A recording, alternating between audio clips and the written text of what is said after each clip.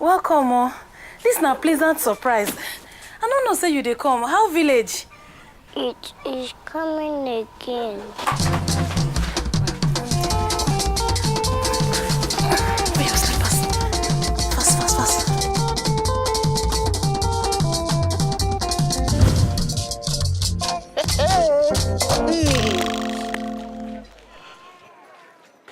Mama Ngozi, now what do you want again this evening? Where una two think so una dey go? Eh? I hope say no be wetin I dey think o. You know say they cook my sweet atang soup? Eh? Or you know they smell as the aroma they tantalize the whole area. I no get your time. Why you go get my time? Why your pikin no go dey do water poo-poo?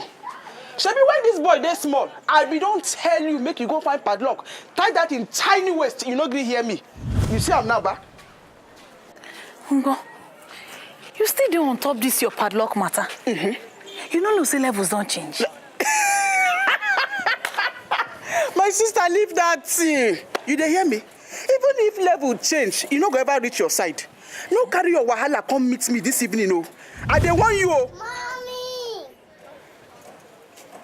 I no blame you. If to say your mama and your papa take that padlock, lock this your mouth, or for hear word.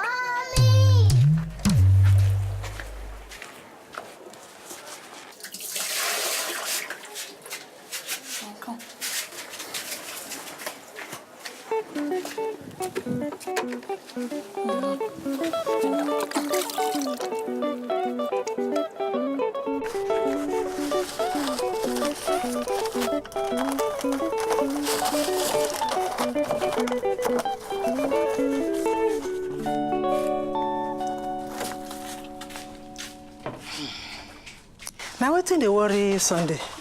Na water, Popo. But I don't dey give am ORS sharp. I even join am with zinc tablet. Come, my grandson. You go well, yeah?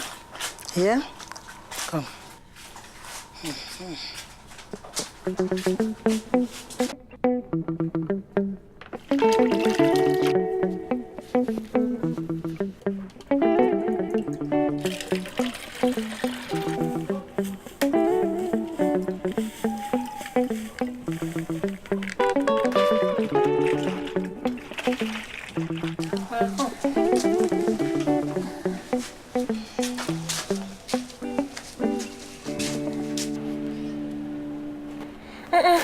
Drink now.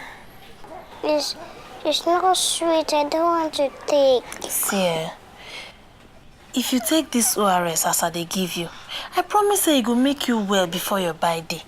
You want to enjoy your birthday?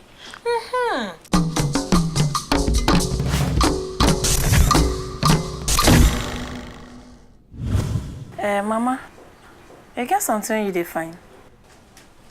I just dey ask because I see you dey. Now you get this house, Abi, na my son's sisters get am. No, I just dey wonder say. Mind your own business. Anyway, the last time I come, I been forget your husband picture, the time we be small pikin. I don't find him for village, I don't see him. I say make I come check him here. Okay. Some picture there for wardrobe. I go bring and make you for check. But Mama, I'm surprised say you never ask of your son sister so. Have you not two don't talk before you come? My eye blind, she. I know she say sisters not there for house since I come. I know they go anywhere. I go there here until sisters come back, come meet me here.